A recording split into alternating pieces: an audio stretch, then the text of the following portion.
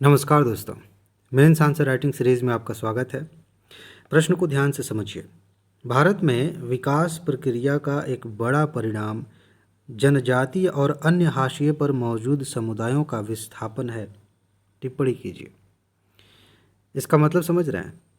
इसका मतलब ये है कि हम अपने देश को आगे ले जाने के लिए, देश को मतलब विकास के रास्ते पे आगे बढ़ाने के लिए जो काम कर रहे हैं, उन कामों का परिणाम कभी कभी ऐसा देखने को मिलता है कि जनजातीय लोगों को विस्थापित होना पड़ता है और अन्य हाशिए पर जो हैं लोग, यानी कि गरीब हैं, उन्हें अपने जगहों को छोड़कर दूसरी जगह जाना पड़ता है।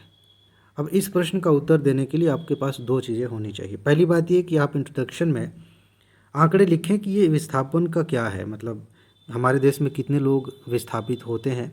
आप गूगल पे सर्च करेंगे, आपको लेटेस्ट आंकड़े मिल जाएंगे। ठीक, वहाँ से आप शुरू करेंगे, एक अच्छा उत्तर माना जाएगा। उसके बाद आप दिखाइए कि विकास प्रक्रिया की वो कौन कौन सी चीज़ें हैं, ये मेन जब आप आंसर में आएंगे, कौन कौन सी चीज़ें हैं जिनकी वजह से विस्थापन होता है। जैसे एक सिंपल सा एग्जांपल आप देखें, ये नदी बह रही है, यहाँ पे बांध बनाए जाने का प्रस्ताव है। जब यहाँ बांध बनेगा तो ये नदी का पानी इधर इकट्ठा होगा, बांध के अपोजिट साइड में, तो पानी इधर ऐसे जमा होगा। अब जो लोग यहाँ घर बना के रह रहे हैं उनका क्या करेंगे आप? दिक्कत तो है ना। नर्मदा को लेकर के जब उस पर बांध बन रहा था तो इतने सालों तक क्यों विरोध प्रदर्शन हो रहे थे? यही मुद्दा था। एक और भी कारण है, मतलब पर्यावरणीय मुद्दा भी था कि वहाँ के पेड़ पौधे डूब जाएंगे, वहाँ के जीव जंतु भी वहाँ से हटेंगे, ये सारी दिक्कतें थी। लेकिन जो गरीब लोग वहाँ नदी किनारे रह रहे हैं उनका क्या होगा? वो विस्थापित होंगे, उन्हें दूसरी जगह भेजा जाएगा।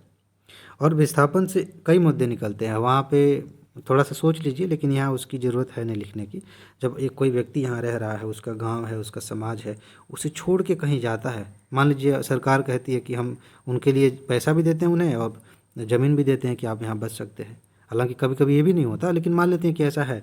तो यहाँ का जो कल्चर है, इसे छोड़कर यहाँ जाके बसना कोई आम बात नहीं होती। एकदम नई ज़िंदगी शुरू करनी होती है, सब कुछ पहले जैसा कुछ नहीं रहता, समस्या हो जाती है। आप एनसीईआरटी पढ़ेंगे, एक बड़ा ही मार्मिक, बड़ा इमोशनल सीन वहाँ पे लिखा गया। दो दोस्तों के बारे में बताया गया, छोटे छोटे बच्चे हैं, विस्थापन होना है, तो उस पर एक छोटी सी बात लिखी है।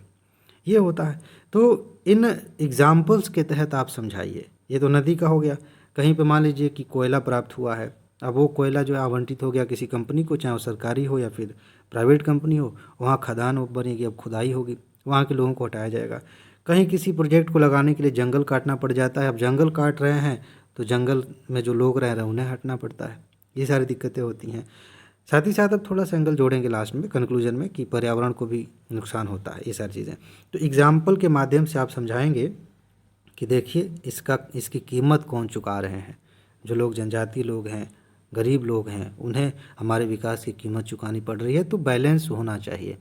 जो पिछले क्वेश्चन में हमने देखा था कि हम इस तरह से विकास ना करें कि कुछ लोगों का फ़ायदा हो और कुछ लोगों का नुकसान हो। हमें समावेशी विकास की ज़रूरत है, इस तरह के विकास की ज़रूरत है जिसमें हर व्यक्ति शामिल हो, सबके हित की बात हो। और ऐसा नहीं कि असंभव है, ये संभव है। हमारी नियति अच्छी होनी चाहिए, सरकार की नियति अच्छी होनी चाहिए कि हाँ, हम सबके लिए सोच रहे हैं। लेकिन बहुत सारी चीज़ें होती हैं, प्रभाव होता है लोगों का, उद्योगपतियों का, राजनीति में भी बहुत सारे ऐसे लोग हैं। तो बेसिकली कह सकते हैं कि मानसिकता की कमी है। सरकार की जो मानसिकता है, अगर उस पे काम किया जाए, लोग अच्छे लोग सरकार में हों, सबके हित की बात सोचें, तो निश्चित रूप से ये विस्थापन किए बिना भी विकास किया जा सकता है। तो आप इसमें बीच में जाके, ऐसा नहीं कि एकदम सरकार की आलोचना करने पड़ जाए, तो फिर आप एग्जामिनर समझेगा कि आप इसी सिस्टम में आ रहे हैं और इतनी ज़्यादा आलोचना कर रहे हैं, तो कुछ गड़बड़ बात है। तो एक बैलेंस बना के आप भी लिखें और कंक्लूजन में आप ये बता दें कि हाँ, ये विकास की प्रक्रिया इस तरह से होनी चाहिए। और बस इसमें इतना ही है। अपने विचार टिप्पणी लिखना है, कमेंट करना है इस पर, तो आप अपने विचार अच्छे से इसमें व्यवस्थित तरीके से लिख सकते हैं। इसमें डायग्राम नहीं बनाएंगे तो भी चल जाएगा। ठीक है जी। तो बस इसमें इतना ही है। अपना ख्याल रखिए, खुश रहिए, मस्त रहिए, मुस्कुराते रहिए, जल्दी से सफल होइए और ज़िंदगी को एंजॉय करिए। आगे मिलते हैं। नमस्कार।